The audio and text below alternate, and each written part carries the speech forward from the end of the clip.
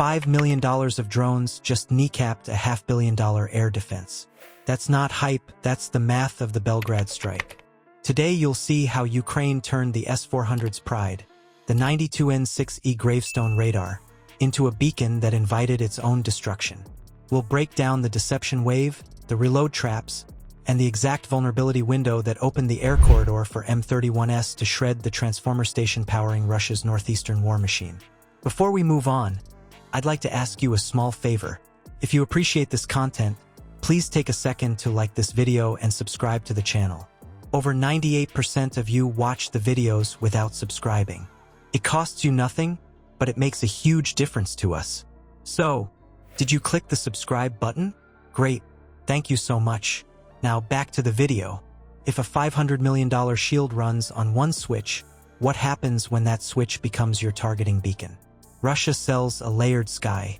Up front sit short-range point defenses, guns and missiles meant to swat low threats. Behind them, long-range S-300 and S-400 batteries dig in at depth, covering corridors, airfields, and depots. All of it draws life from the same web, electrified rail pushing fuel and munitions, and a transformer hub at Belgrade feeding the 20th Guard's combined arms army's movement and command rhythm. On paper, the doctrine looks tight. In practice, the web hums through a single high-value grid node, and its long-range punch depends on a radar that must radiate to fight.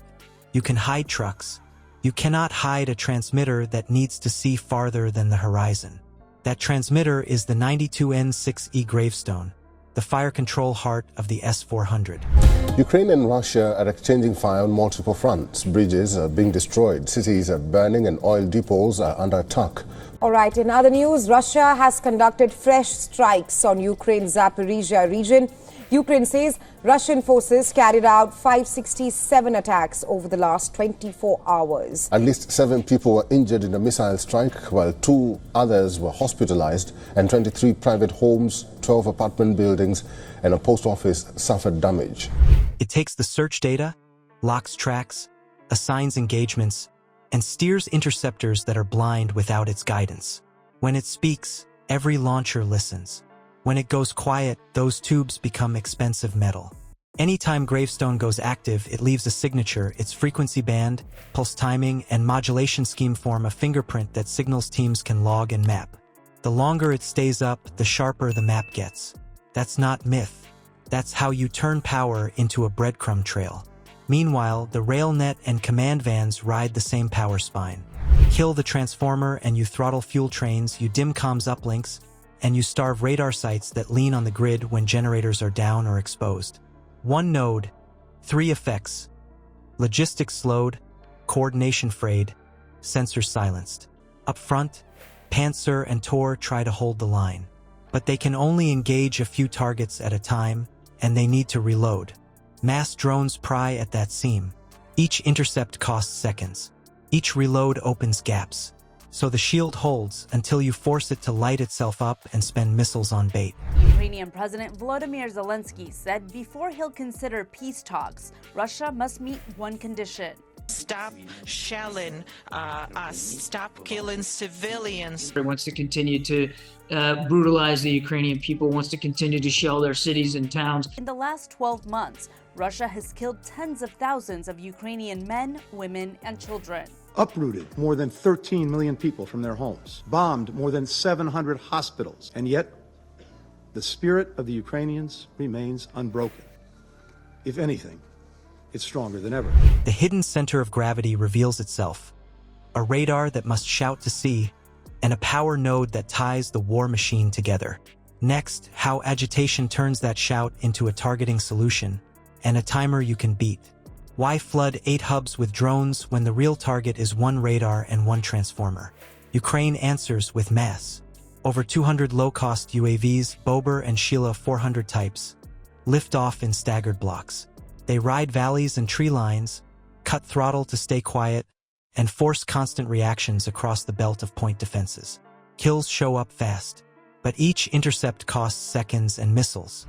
Tor and Panzer can only work a few channels at once, and reload crews fight the clock. As the wave thickens, leakers find seams. You can hear the tempo shift in the fire control nets. Decoys make it worse.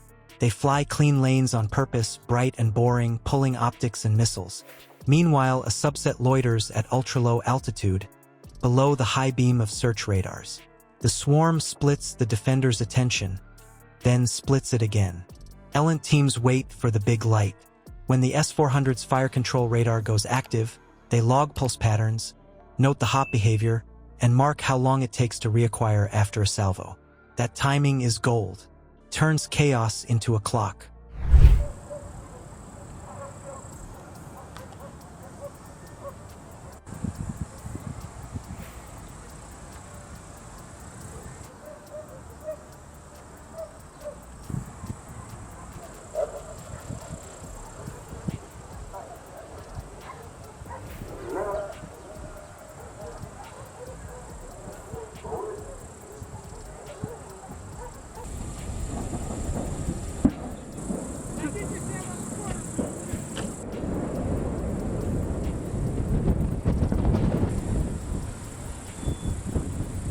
The trap is simple.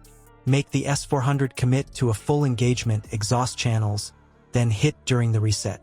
In that brief blind spot, guidance loops spin back up and tracks drop. That is your window. A bobber riding at roughly 50 meters uses terrain masking to slip past the radar horizon. Composite skin helps.